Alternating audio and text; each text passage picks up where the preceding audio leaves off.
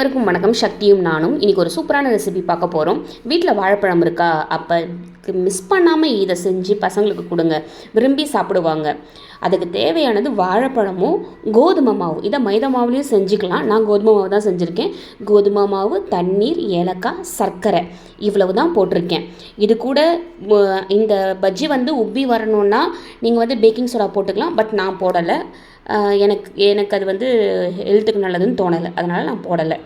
இதை ரெடி பண்ணி வச்சுட்டா வானலில் எண்ணெயை வச்சுட்டு எண்ணெய் கூட கொஞ்சம் நெய்யும் சேர்த்துக்கோங்க. நான் சேர்க்கும் போது எடுக்கல, கொஞ்சோண்டு 1 ஸ்பூன் நெய் சேர்த்தால் போதும்.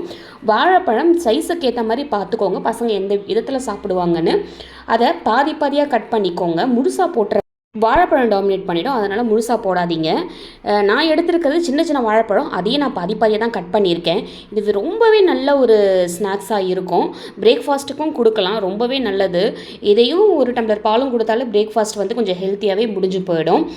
ஸ்நாக்ஸ்லேயே நம்ம கொடுத்து அனுப்பலாம். இன்றைக்கி நான் என் பையனுக்கு ஸ்நாக்ஸ்க்காக தான் இதை நான் செஞ்சுருந்தேன். ஆனால் அவன் பிரேக்ஃபாஸ்ட்டும் இதையே முடிச்சுக்கிட்டான். அந்தளவுக்கு அவனுக்கு பிடிச்சிருந்தது. சரி, இந்த வாழைப்பழம் எல்லாத்தையும் பாதி பாதியாக நம்ம கட் பண்ணிக்கலாம். இன்னும் பாதின்றது கூட இல்லை, அதையும் நீங்கள் நான் 4 பீசஸாக கூட கட் பண்ணிக்கலாம், பிரச்சனையே கிடையாது. நம்ம பசங்க எப்படி சாப்பிடுவாங்க அப்படிங்கிறத பொறுத்து தான். எவ்வளோக்கு எவ்வளோ சின்னதாக போடுறீங்களோ அவ்வளோக்கு எவ்வளோ நல்லா தான் இருக்கும். அந்த ஸ்டவ் இப்போ நம்ம என்ன பண்ண போகிறோம்னா, ஸ்டவ்வில் எண்ணெய் கீ போட்டதுக்கப்புறமா இப்போ நம்ம கலக்கி வச்சுருக்கோம் இல்லையா கோதுமை மாவு. நான் மறுபடியும் சொல்கிறேன், கோதுமை மாவுக்கு பதிலாக மைதா மாவு சேர்த்தும் போடலாம், அதுவும் நல்லா தான் இருக்கும். மைதா மாவு, சர்க்கரை, ஏலக்காயும் போட்டு போடலாம். நான் இப்போ கோதுமை மாவு, சர்க்கரை, ஏலக்காய் இது மட்டும்தான் நான் போட்டிருக்கேன். அது கூட வேணும்னா மிக்ஸில் ஒரு அடி அடிச்சுக்கோங்க. மிக்ஸில் அடிக்கும் போது இன்னும் நல்லாவே அது மிக்ஸ் ஆகி வரும். நானும் மிக்ஸில் தான் அடித்தேன். அதுக்கப்புறம் இந்த வாழைப்பழத்தை அதில் டிப் பண்ணி இப்போ நம்ம ஃப்ரை பண்ண வேண்டியது தான். இதை நம்ம வானலில் ஷாலோ ஃப்ரையும் பண்ணலாம், இல்லை டீப் ஃப்ரையும் பண்ணலாம், நம்ம இஷ்டம்தான். அதில் கொஞ்சம் கீ ஊற்ற மறந்துடாதீங்க. கீ ஊற்றும் போது அது ஒரு ஃப்ளேவர் நல்லாவே இருக்கும். சிம்மில் வச்சு பொரிங்க, அப்போ தான் நல்லா வேகும். இதில் இன்னொரு விஷயம் என்னென்னா, நம்ம நான் பண்ணியிருக்கிறது கற்பூர வாழை. நம்ம சாதாரண பூம்பழத்துலலாம் பண்ணிடக்கூடாது. ஒன்று கற்பூர வாழை பண்ணுங்கள், இல்லை நேந்திரம்பழம், மலை வாழைப்பழம், இலக்கின்னு சொல்கிறோம் இல்லையா அந்த பழம். இந்த 4 பழத்தில் மட்டும் பண்ணுங்கள், ஏன்னா அதுதான் நல்ல ஃப்ளேவராக இருக்கும். இப்போ நம்ம டீப் ஃப்ரை பண்ணுறோம் இல்லையா, டீப் ஃப்ரை பண்ணும்போது மேலே இருக்க அந்த கவர் மொறுன்னு ஆகிடும். உள்ளே இருக்கிற வாழைப்பழம் மெல்ட் ஆகிடும்.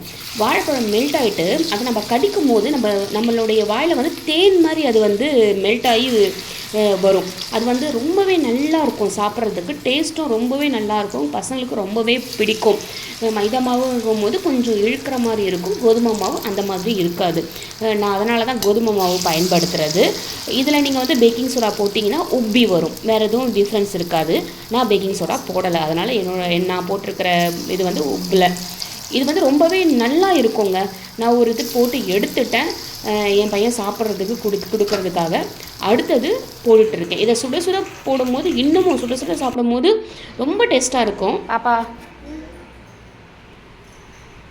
இந்தா எப்படி இருக்குன்னு சொல்லு.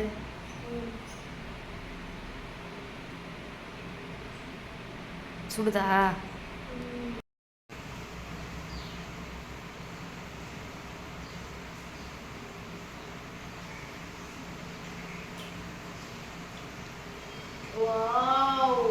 உண்மையாக நல்லா இருக்கா?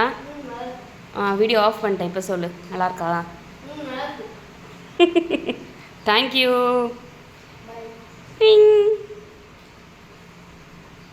Thank you for watching. Please subscribe and like, share.